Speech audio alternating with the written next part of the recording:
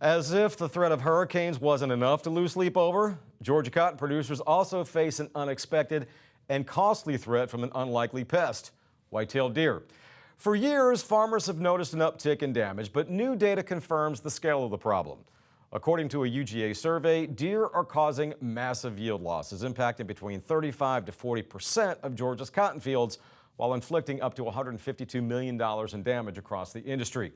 In a recent conversation with UGA cotton specialist Camp Han, he shared insights into the scope of this issue and what can be done to help protect one of Georgia's most valuable commodities.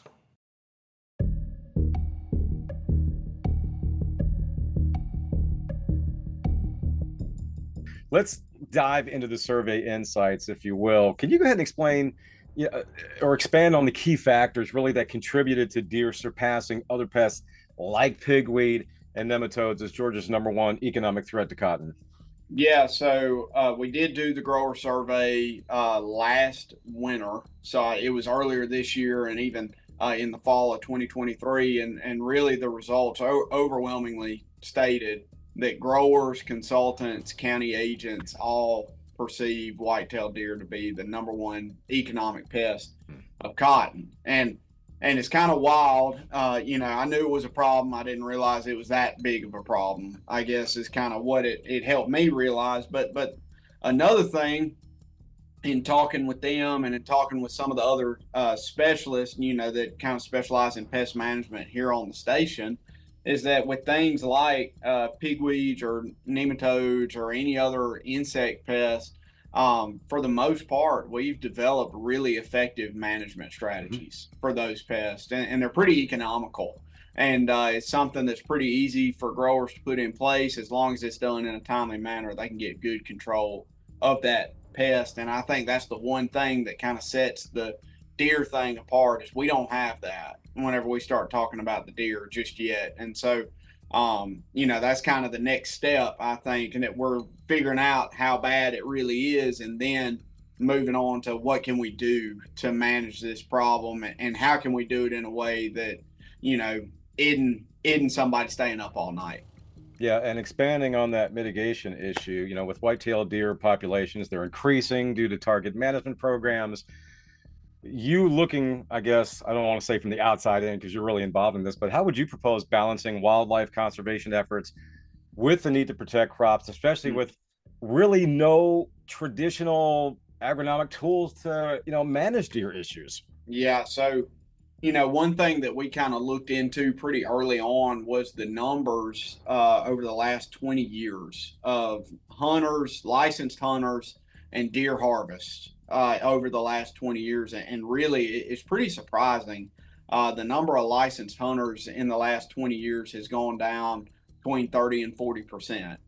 And then the same with deer harvest, right? You reduce the number of hunters, you're reducing the amount of deer that are taking deer in deer season.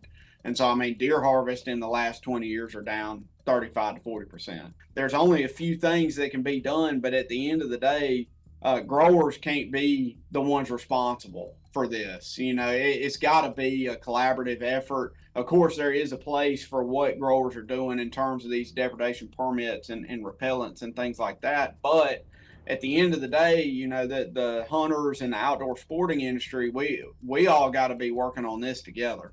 And so we've got to come up with some solutions there in terms of, a lot of guys don't want to deal with it, but if we had some more like Hunter for the Hungry type locations around, maybe we could get some guys on board with, hey, it's going towards a good cause. We're helping out the deer herd. We're helping out the farmers who's around us. I think we can come up with some good constructive solutions working together on something like that. Yeah, like you said, working together, collaborative effort, and it should be noted this is not just a Georgia problem. This is Yeah. a regional problem. They're having issues in Alabama, South Carolina. What about a collaborative effort between the states? How possible would that Mhm. be? It's very possible, and it's something we're working on. It's something that I've been in contact with some folks at Cotton Incorporated.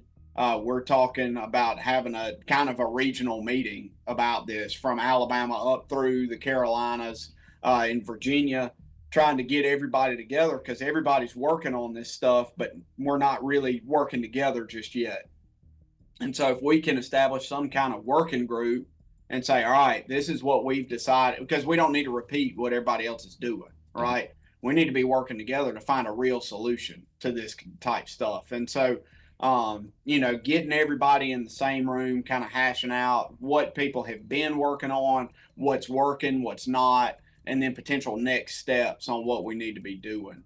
So that kind of thing is in the works for later this year, the first, January of 2025, to start having these regional type meetings and discussions to start working together, because it's a complicated issue everywhere. But what works in Georgia may not work in South Carolina or North Carolina or Alabama. We're going to have to start piecing stuff together and say, all right, this is going to have to take a multifaceted approach, but here's the things that are working here. You try those there, and maybe we can add that to our arsenal, more or less.